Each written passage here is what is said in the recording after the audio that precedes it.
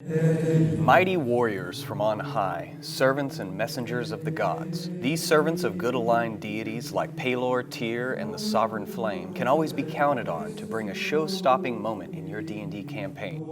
Traditionally allied with the PCs, they are ironically often the most powerful foes a party could potentially face in battle. Celestials and angels are monsters that are there for a reason.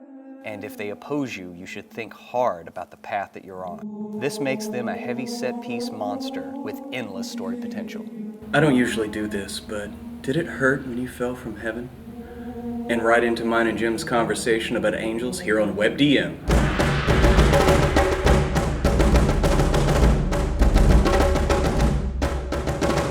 So Jim, Yeah, let's get holier than thou. let's do it. Let's talk about some angels and some celestials. What are they? Come on. So for me, there's a big difference between angels and celestials in that, well, maybe not difference, but all angels are celestials, but not all celestials are angels. Some are religious and others are just spiritual. Right, except the fact that the angels are the super religious ones because they are the ones they are the celestials that serve the divine, specifically good aligned deities of the various D&D worlds. They are the messengers, servants, warriors, heralds of the gods. Right. And whether it's Pelor or the Sovereign Flame from Eberron or Tyr and Torm in Forgotten Realms, they are there to enact their deity's will, and they are not there to just help out mortals. Right. That's sort of how I see angels and how they differ from just, I guess, run-of-the-mill celestials. So what about celestials? So celestials are there to really represent their planar alignments or their philosophical alignments on the great planar wheel. Right. So Archons are lawful good and come from Mount Celestia. Right. The Cardinals are neutral good, come from Elysium. And the Eladrin, which are not to be confused with the second edition elf creatures, are chaotic good and kind of come from Arborea. Right. And those celestials they're not really connected to any deities or anything. They just live on the outer plane that matches their alignment, and they either guide souls that make it there in the afterlife or occasionally go on planar crusades. They just personify that intent or, Yeah, they're not specifically divinely fueled messengers and servants of the gods. What are the best ways to incorporate both angels and celestials into a campaign? So for me, they are not, specifically angels, they are not just a random monster that shows up out of nowhere. Right. They are there for a reason. And chances are, if they have shown up in your campaign world, things have gotten bad. Yeah. They don't really care about petty evil. They don't really care about what the orcs are doing across the way to the villagers or the brutal lord who's oppressing the peasants. That's not what angels are concerned about. They are concerned about cosmic evil and kind of a cosmic war between good and evil, and will really only intervene if that balance is tipped. Right. Petty evil, they don't really concern themselves with. Right. What about more celestials? So celestials are going to be all over the place. If we're talking about Archons, they really just kind of sort of keep to Mount Celestia. A lot of them are there to guide the souls of lawful good denizens of the different D&D worlds to the seven heavens of Mount Celestia. That would be what Lantern Archons do. Hound, Sword, and Trumpet Archons all have a place in the planar cosmology and a role in the kind of the great wheel and the conflicts that go on between good and evil and even law and chaos, but they aren't really intervening on the prime material world unless a cleric or a wizard specifically brings them there. So earlier you were talking about angels only intervene when there's an imbalance in the good and evil. Yeah. We're playing Out of the Abyss right now. Yes. There are a bunch of demon lords. Yes. Very much running around on the prime material plane. Yeah. Where the angels at, man? Nary an angel in sight. It's not there. They're not in the outfield. They're not in the infield. They're not even in the box. No. They're just absent completely. And this is one of the things about these adventures that kind of leaves me scratching my head. I go, all right, there's no angels showing up whenever Tiamat's trying to break down the door in the prime material plane. Not sure about the elemental evil, whether any angels show up there. Right. And then demon lords are running around the abyss. You would think at the very least a solar would show up and go like, oh, well, let me help coordinate the war effort or something. Instead of just leaving it up to 4 random drow prisoners to discover on their own and fix for themselves. Yeah. I don't know. I think to me, number one, it does highlight the fact that D&D as a game, the players are the focus. And if you had an angel that showed up every time something bad happened, then really the players would just sit around all day and be like, well, I guess the angels will take care of it, and they'll just sip their tea and go back to reading their books. Thanks for summoning that angel, cleric. Thanks for summoning the angels, cleric. And so in a lot of ways, the fact that angels aren't all over the place in a D&D world is a statement of the fact that it's the player's job to fix these problems. Right. Now, angels can be their allies. They can be summoned in to help. They can be called upon for guidance. DMs can even use them as a plot device. Yeah. And have the angel in disguise show up to help the party, particularly if it's a big cosmic evil threat. Angels should be present in a campaign world. They should be advising the players, offering them their services as a resource, if not outright directly involved. So let's say you're playing on a campaign world where your good aligned deities have said, listen, if free will is to exist, we can't intervene in everything, right? So maybe the angels are kept from intervening, and they would rather get involved. Why wouldn't a Planetar or a Solar come down and be like, yeah, I'll fight those demons for you? Right. But my God said I can't do that.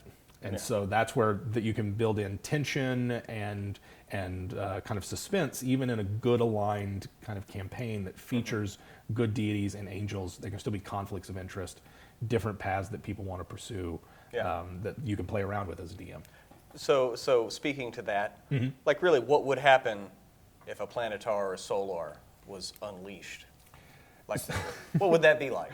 So, I mean, if they're just let off the chain and allowed to do whatever they want, it probably would not be very pleasant for the people around. They are not humans with human or humanoid-centric moralities. Yeah. They are cosmic beings that have cosmic moralities. And they don't, like I said, the little lives that people live, they are much less care about and concerned with than the fate of entire worlds or planes or even the fate of entire societies. They probably don't care about. What's one human civilization to a Solar? Nothing. But a world, a plane, an entire continent, those are the kinds of things that are going to draw their attention. So if a Solar shows up and is basically given free run to do whatever it wants, then it's probably not going to be that pleasant for everyone. It might not be the worst thing to have happened.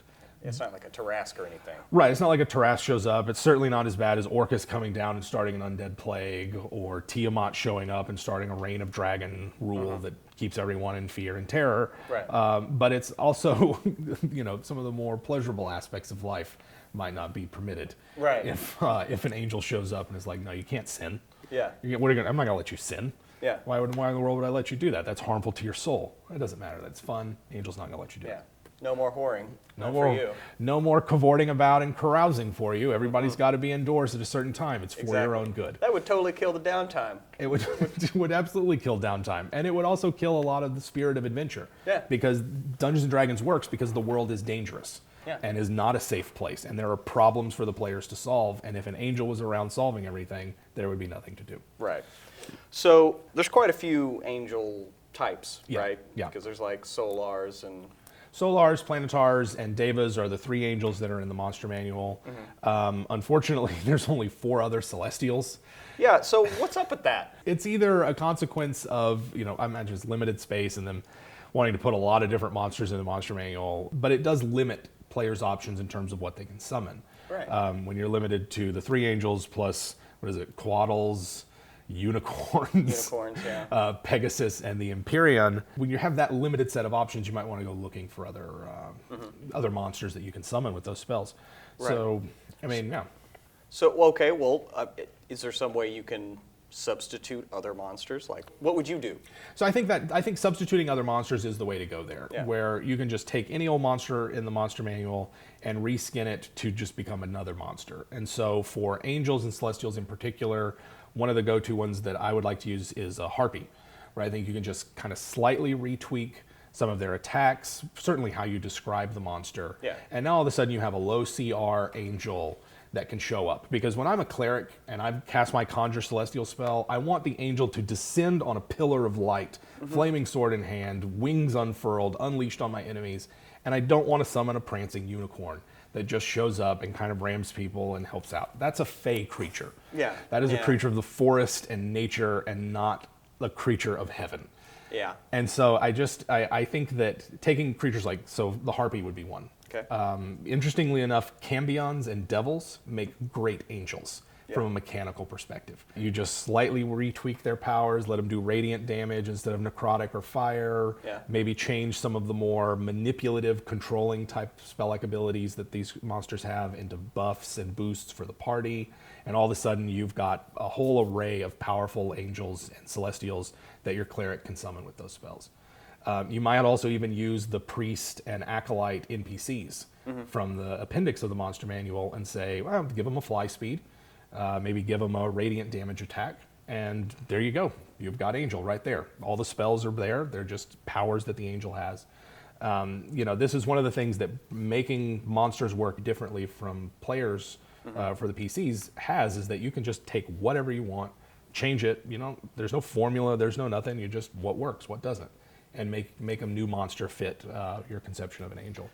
Well, that's certainly a way to go there. Well, I mean, I think for a lot of people, they might look at a monster and go, these things are set, they're static, you can't change them, to which I say, no, you can. You can change everything about that. Yeah. There's nothing about what's in this monster manual that you can't change on the fly or with prep or whatever you need. Based off of even our own, in this world, our religious texts. The descriptions of angels.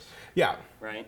Because like in Revelations or whatever, it's something about wheels and eyes. Wheels and eyes and eye-covered lambs and seven-headed lions and fiery creatures. And so I like the angels in Dungeons & Dragons are very much based on Renaissance and later depictions of angels and not necessarily biblical descriptions. Right. And so maybe what you want to do in a game is to use the Bible as reference, as game material reference, and just Google Bible references of angels and see the descriptions: 6 wings of fire, or a wheel covered in eyes inside of another wheel or something. Those are terrifying monsters that when they show up, the players should be apprehensive about what is this thing? Is it here to help? Is it not? Should we talk to it? In terms of the player side of things, how do you see angels in relation to the party, in relation to players? Well, I mean, it would obviously be depending on what type of player you were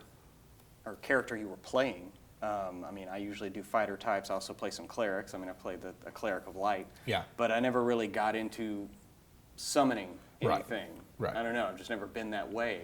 But, I mean, if an angel just showed up out of the heavens, coming down, I'd probably be shitting myself a little bit. Right. Personally. Right. Because then, they're on your side, but how far do you have to step out of line before they see you as an enemy? Where does that line exist, and are you even capable as a mortal of understanding where that line is? Because, then you're kind of getting into a metagame conversation about alignment and morality.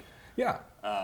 But that's a really good point, because it shows, number one, I love the D&D alignment system. A lot of people don't like it, but I think it's a good shorthand for a world, and particularly if you use it for cosmic level struggles, not day-to-day struggles, but cosmic level struggles. But it brings up a good point about angels and other cosmic creatures, is that they are the physical embodiment of everything that, in the case of angels, that is lawful and good. And as DMs and players, as people, real life flesh and blood people, we are not lawful good. Right. Those concepts just don't exist. Yeah. And so, or they don't exist in the same way that they do in Dungeons and Dragons. And so it's difficult for DMs to really portray the angels as embodiments of good, as embodiments of law. And so it tells me that DMs need to think carefully about how they're going to portray them. Yeah. Think about how the players are going to interact with them. They're not a monster that can just be thrown in there and done justice. Right. You can have them just show up and the party fights them and then that's it. But in order to really get them in, the DM needs to think like, okay, how is this angel going to act? What's its agenda? What's its purpose?